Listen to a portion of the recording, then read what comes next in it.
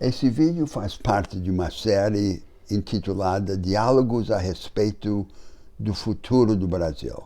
E eu tenho agora o prazer de conversar com o Dr. Ricardo Galvão. Dr. Galvão, há um novo debate a respeito do desenvolvimento no mundo, certo, que ainda não ressoa no Brasil. Havia um atalho para o crescimento econômico rápido, que era a industrialização convencional.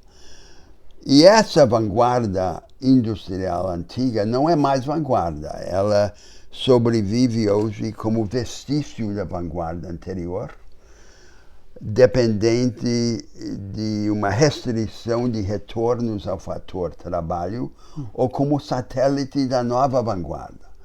A nova vanguarda é aquilo que chamamos a economia do conhecimento, correto, a economia da inovação, a economia experimentalista. Mas onde ela existe no mundo, nas economias mais ricas, ela existe tipicamente na forma de franjas excludentes.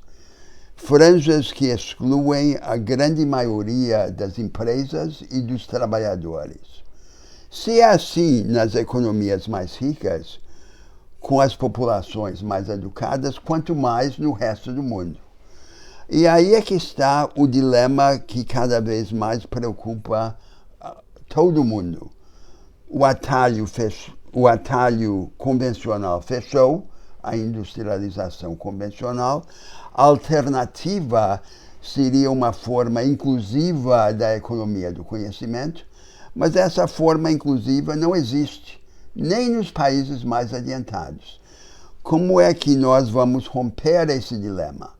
Parece que só podemos rompê-lo do segundo lado, isto é, encontrando uma maneira de transformar a tarefa aparentemente inacessível de organizar uma economia do conhecimento para muitos em execuível, desdobrando-a em partes e em etapas.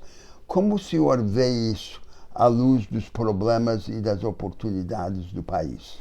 Bom, professor, é muito interessante a sua introdução. Aliás, é a primeira vez que eu ouço a palavra franjas excludentes em português. Então é muito interessante essa colocação do senhor, né? Nós estamos no país numa situação, o senhor bem disse, ainda aquém desse novo movimento. Por várias razões, né? Inclusive uma das razões sérias que eu tive que enfrentar, inclusive como professor da USP, muito preocupado com inovação, é que esse novo desenvolvimento baseado no conhecimento, né, que muita gente gosta de falar Science-Driven Technology, ela tem um problema no país com uma mentalidade empresarial que não entendeu isso ainda. Nós temos, de um lado, empresas, startups, muito potentes, que usam muito fortemente o conhecimento para os seus produtos, mas temos uma grande maioria que não chega a ter um laboratório mínimo de desenvolvimento tecnológico nas suas empresas. E isso, naturalmente, vai levar a problemas muito próximos que eu estou antevendo no futuro. Porque nós não teremos um desenvolvimento sustentável e socialmente justo no Brasil sem políticas públicas fortemente embasadas na ciência e tecnologia. A minha área em particular, que assusta muito, é a questão das mudanças climáticas globais. Nós temos quase certeza que não vamos conseguir evitar esse aumento de 1,5 graus centígrados na temperatura média na Terra. Só no centro-oeste do Brasil, nós estamos prevendo que vai pelo menos dobrar a frequência de dias com temperaturas altíssimas. Então, você imagine, só para isso, nós vamos ter que desenvolver a agricultura, todos sabemos que é essencial na economia brasileira, a venda é o que mantém agora, mas só para isso vamos ter que desenvolver cultivares que sejam resilientes a temperaturas mais altas. Ora, desenvolver um novo cultivar pode chegar da hora de 10 anos, inclusive para ir para o mercado, mas precisa de muita ciência. E aí eu não eu acredito que mesmo parte do que eu diria agricultura, o setor agrícola mais avançado, e nem o governo está muito preparado para isso. Se isso vai excluir parte da população, eu não sei avaliar muito bem, mas é realmente preocupante. Voltando a esse tema depois, quero agora lhe apresentar um outro aspecto desse problema. O Brasil parece ser, um dos poucos países no mundo em que o Estado conta com um amplo conjunto dos instrumentos que seriam necessários a esse soerguimento qualitativo da nossa produção. O SEBRAE, o SENAI, o SENAC, os bancos públicos de desenvolvimento, a própria Embrapa. Talvez o único outro país no mundo em que o Estado tenha um tal conjunto seja a Alemanha. Mas, paradoxalmente, embora nós tenhamos as ferramentas institucionais, não temos o projeto. O que é que falta? Absolutamente correto. Nós não temos esse projeto, não temos esse projeto estratégico para o país. O senhor citou a Alemanha, né? Como eu fiz meu pós-doutoramento na Holanda, a Holanda também é um pouco assim, eu via claramente na Holanda. Mas tem um outro país agora que está chegando, e isso eu vi porque as colaborações como diretor do INPE. A China, né? O que a China domina em toda a infraestrutura produtiva do país pelo Estado é incrível, promovendo um certo capitalismo controlado por um governo que não é democrático de forma nenhuma, mas domina isso. O que acontece no Brasil? Nós temos várias, o governo tem domínio de várias coisas, mas infelizmente, professor, algumas propostas são colocadas com uma visão muito míope do futuro.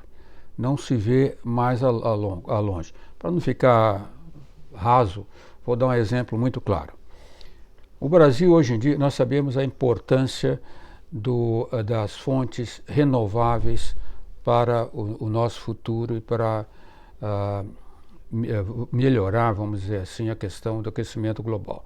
O Brasil está hoje com 19 a 20% de gigawatts de potência instalada eólica. Estamos da ordem de 25 gigawatts de potência disponível fotovoltaica.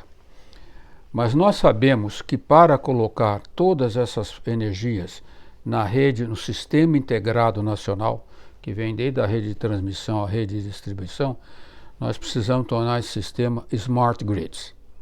Então, redes inteligentes que controlam o fluxo de energia para um lado, para o outro, não mais como era no passado, nessa tecnologia tradicional que o senhor disse, que tinha usina e tinha o consumidor aqui, a energia fluía só de um lado para o outro. Nós temos que tornar smart grids, que controlam o fluxo para os dois lados e que prevê a estabilidade do sistema. Ora, qual é o centro brasileiro de domínio do Estado mais especializado nisso, com grande habilidade? O CEPEL, que era um centro da Eletrobras com 48 anos de experiência de desenvolver o sistema integrado nacional. Aconteceu com a privatização da Eletrobras. Privatizaram a Eletrobras e no artigo 3º da lei de privatização disseram que o CEPEL só vai ser mantido por 6 anos, com um decréscimo orçamentário de um sexto por ano. E o CEPEL em 2000, por ação do governo... Quer dizer, é um sucateamento planejado, por assim dizer. Exato. E o senhor veja, em 2021, por ação do governo, o CEPEL criou o maior laboratório de smart grids do Brasil, no Rio de Janeiro. Então o governo domina, mas ele é muito suscetível a pressões políticas e posições que eu diria não adequadamente qualificadas do ponto de vista técnico. Sim. Esse projeto que nos falta, esse projeto produtivista, tem uma base social agora no Brasil. O Brasil é um país que cheio de dinamismo empreendedor. Nós temos uma nova pequena burguesia emergente, os que chamamos os emergentes, mas atrás deles há uma massa ainda pobre, mas que assumiu essa cultura de autoajuda e construção, inovação. Mas a maioria dessa maioria, afundada ainda no primitivismo produtivo. Sem dúvida. E por falta de alternativas, ainda abraçada com a ideia da propriedade familiar isolada e arcaica, seja urbana ou rural. Esse projeto, só para tocar o som da realidade, tem que se traduzir em propostas de desenvolvimento para as grandes regiões do país. Sem dúvida. E para todos os setores da produção, não é verdade, doutor? Não é só a indústria, não é só reindustrializar. O senhor mencionou o Centro-Oeste, agora chamamos o Brasil Central.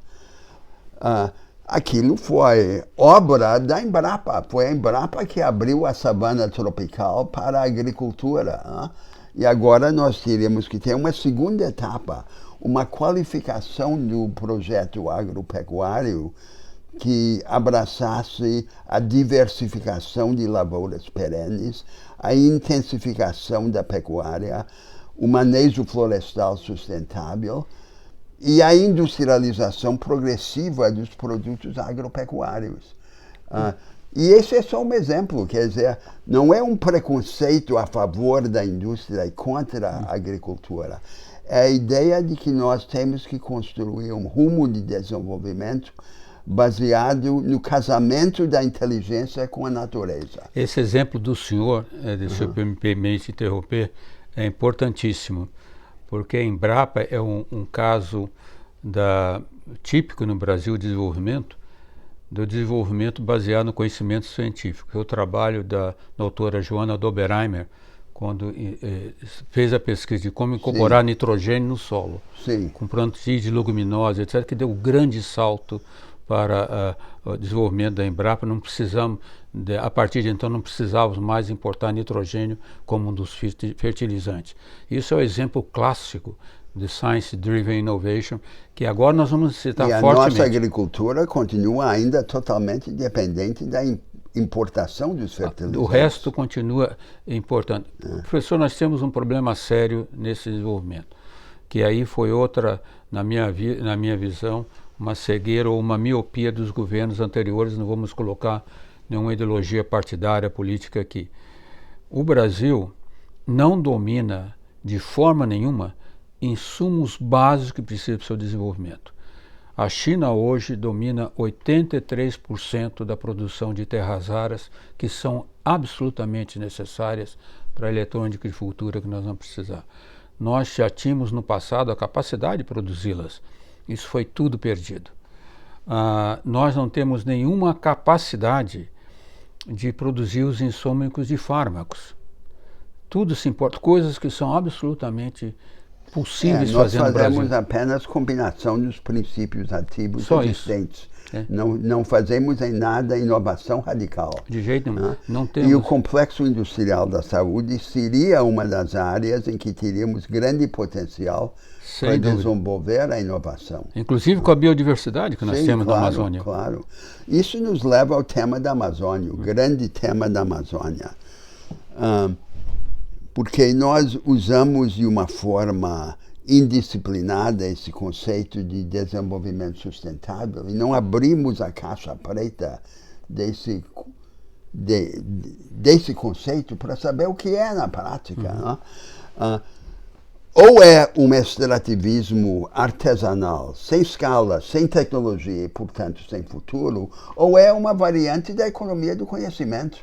Quer dizer, a mobilização da biodiversidade para a produção de uma forma sustentável só é possível com inovação radical. Absolutamente correto. Não podia ter afirmação mais correta. E, portanto, não há nada no meio entre o extrativismo artesanal e a economia do conhecimento. Absolutamente correto. As formas intermediárias é que são utópicas. Exatamente, é muito bem diagnosticado, né? E eu fico feliz, inclusive, que agora tem já grupos interessantes no Brasil indo exatamente nessa direção com relação a essa tecnologia, a importância dessa tecnologia na Amazônia. Não sei se o senhor já viu o famoso vídeo do professor Carlos Nobre, Amazônia 4.0. Esse é um vídeo que eu recomendo muito a todos verem. O professor Carlos Nobre foi colega, doutorou-se aqui também no MIT, e mostrando muito interessante que hoje em dia, com a disponibilidade que nós temos, inclusive na Amazônia, com comunicação por satélite, produção de energia solar fácil, transporte moderno pelos rios, nós podemos fazer arranjos produtivos locais baseado na capacidade de cada local da Amazônia, como se fosse, não gosto de usar esse termo, como se fosse a Zona Franca de Manaus, não gosto de usá-lo, porque é baseado numa tecnologia antiga, mas baseado na vocação local do lugar. E para fazer isso, é necessário ter muita tecnologia. Inclusive, ele está pensando de nós criarmos o que chama um IMIT, que é um Instituto de Tecnologia da Amazônia, não para dar aulas, mas para ensinar para a população local, são 30 milhões de pessoas, o que existe de moderno, de novo, para fazer um desenvolvimento já baseado no conhecimento. Ao afirmar a nossa soberania na Amazônia, temos que nos abrir também para a ciência mundial. A Amazônia exerce um fascínio sobre o mundo e podemos aproveitar esse fascínio para engajar os laboratórios, os cientistas do mundo todo nessa obra, que nós não temos como fazer sozinhos. Absolutamente correto. Para isso é preciso tem uma certa reação dos amazônidas, né, às vezes com pessoas que vêm de fora. Isso tem que ser desmontado, porque, por exemplo, eu como diretor do INPE, nós usamos muito para o monitoramento da Amazônia, inclusive recursos projetos que eu escrevi do Fundo Amazônia, que são recursos da Noruega e da Alemanha. E tem vários outros países, inclusive eu fui, agora na presidência CNPq, o primeiro país que me procurou, Baixada, foi a França. Eles querem criar com o Brasil um fundo de recursos, Brasil-França, com duração de pelo menos 5 anos na primeira etapa, que só ponha recursos para desenvolvimento sustentável na Amazônia baseado em ciência moderna. Certo. E nós já temos um grande parceiro dessa ajuda científica estrangeira, que é a cooperação federativa, não só vertical, mas horizontal. E não se percebe no Brasil que pela primeira vez na nossa história, os governadores nas grandes regiões do país, na Amazônia, no Norte, no Nordeste e no Centro-Oeste, se organizaram em consórcios interfederativos que vão facilitar imensamente essa obra de qualificação produtiva. Sem dúvida. Mas para isso também o governo central precisa assumir um projeto produtivista. Sem dúvida tem que assumir, e eu vou ser bem honesto com o senhor, porque estou trabalhando pelo governo agora, não sei o quanto eles têm consciência disso. Sim. Tem pessoas do governo que têm absoluta consciência, né? Mas essa é uma ideia que eu acho que não permeou ainda por todo o governo. Porque a nossa tradição, não estou falando desse ou daquele governo, mas de toda a sequência de governos recentes, é a combinação do financismo e do pobrismo. É o financismo e o pobrismo e a produção que se dane ou que se faça uma automaticamente. Uma combinação meio diabólica, né? Espontaneamente. E o povo brasileiro, eu sinto, doutor, está ansioso para ser abordado como agentes a empoderar, em vez de serem apenas abordados como beneficiários a cooptar. Esse projeto produtivista espelha também essa ambição que é espiritual e não apenas econômica. Sem dúvida, sem dúvida. E nós temos, é claro, isso é um chavão, mas nós temos ainda um problema sério o nível base de educação do cidadão brasileiro. Nós não temos ainda o que eu gosto de chamar do alfabetismo científico mínimo para o cidadão entender, inclusive, as políticas públicas que lhe são oferecidas. Temos que trabalhar muito para melhorar isso, mas eu já tenho notado fortemente, e até em grupos pequenos, aliás, está aqui na Conferência Brasil agora 2023, um grupo interessantíssimo de cidadãos da favela Paraisópolis de São Paulo, que é uma das maiores favelas, né? Começando um novo negócio, baseado em tecnologia da informação, veja, com conhecimento moderno. Não, e o que se nota agora no Brasil é que há muitos experimentos educacionais avançados, relativamente desconhecidos no país, inclusive em áreas muito remotas, como, por exemplo, no estado do Acre. Experimentos muito avançados. Esses experimentos e seus agentes muitas vezes nem se conhecem reciprocamente, mas mostra que o país ambiciona essa transformação de qualidade, essa mudança de paradigma. Como o senhor disse, é ter uma ambição espiritual. Você pode colocar aquela ambição de ser mais, de produzir mais, de trabalhar pelo país.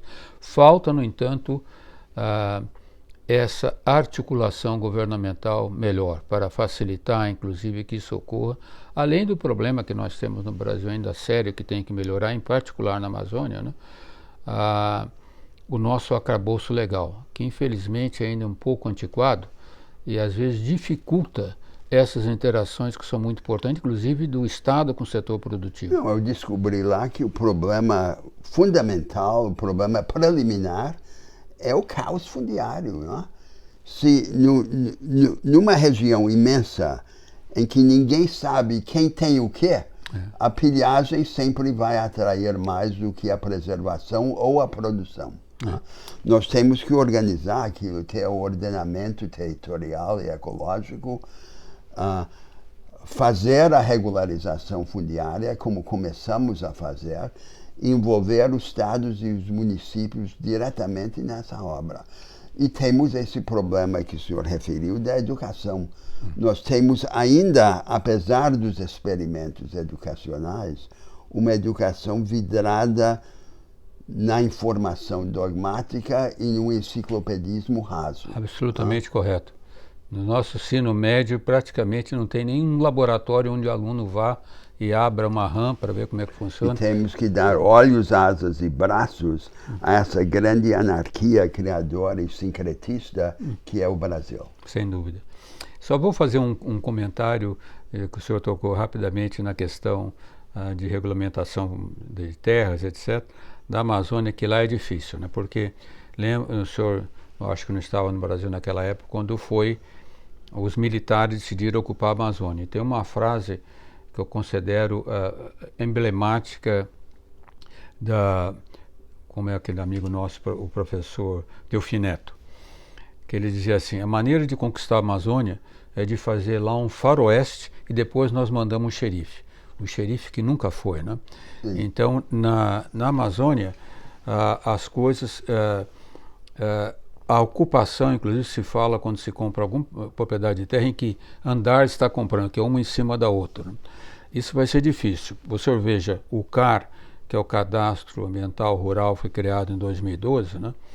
Ele é feito espontaneamente. A pessoa declara o que ele tem, e enquanto o governo não faz a fiscalização para comprovar que aquilo que ele colocou no sistema é verdadeiro, ele é dono daquilo. Ora, eles estão invadindo violentamente agora os territórios indígenas, violentamente, e terras públicas não destinadas. Já começou há mais tempo, mas talvez agora, por receio das ações mais contundentes do novo governo, em particular da Marina Silva, eles estão... incrível, professor. Teve uma ONG chamada Mapa Biomas Alertas, que detecta isso. O que eles estão detectando de registro é CAR sobre CAR.